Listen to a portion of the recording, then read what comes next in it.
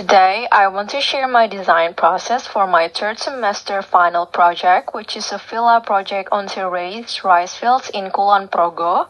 I named this project Zenure Villa. All my design steps are based on my progress assignments submitted through Google Classroom. Step 1 started with very simple sketches. I just doodled whatever first came to my mind after listening to the project briefing from my lecturer. At that time, I had just returned from a trip to Bandung where I visited several architectural works. One project that really influenced me was Urbane Studio in Bandung. Because this project is located on rice fields, I felt that the design should not fully damage the natural ecosystem. That is why, at first, I really wanted to use a floating building concept with a wire mesh floor to reduce the building's contact with the ground. However, for several reasons, I decided not to use this concept. Interestingly, even though these were only rough sketches, my final concept was already recorded there.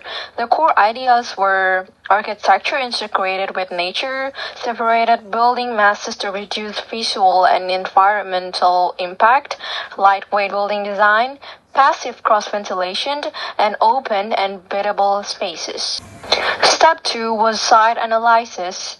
I directly visited the site and documented it with notes and observations to support my next design process. I gathered a lot of important information, but several points became the most influential for my design.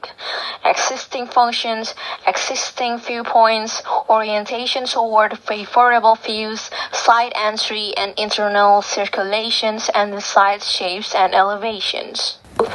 After collecting this data, I stored everything in my notebook and began studying architectural precedents that matched both the project brief and my design concept.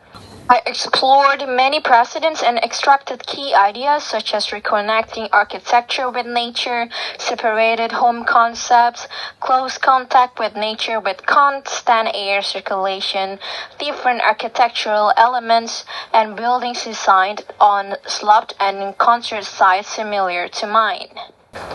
To help my imagination, I then recreated the real site as a small-scale physical model so it would be easy to carry and explore. After creating the artificial contour model, I started zoning the site based on my previous site analysis. I combined my zoning sketches with important site responses on one sheet.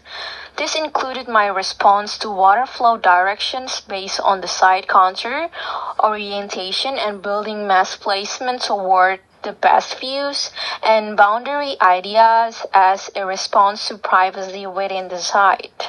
After developing the large-scale concept through zoning, I moved to the smallest scale, the building design.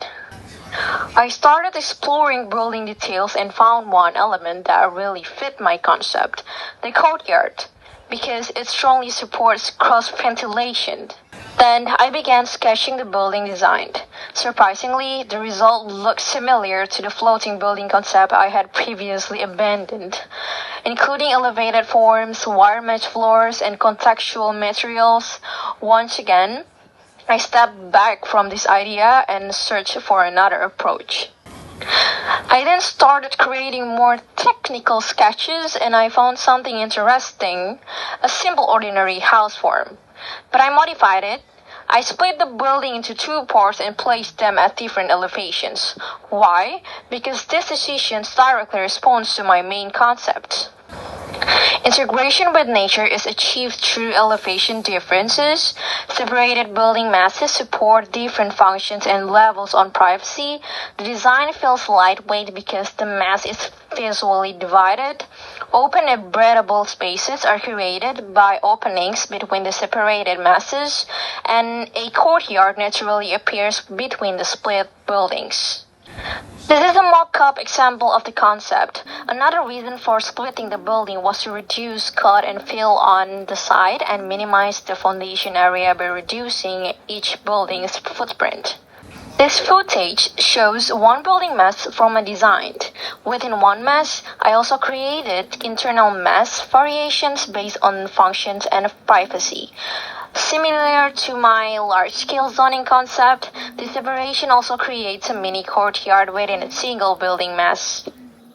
This is footage of my design process while working on the final product, and this is my final poster. I clearly highlighted my design concepts, especially in the design transformations, diagrams, and floor plans, to show the courtyard system. Lastly, this is footage of my final physical model.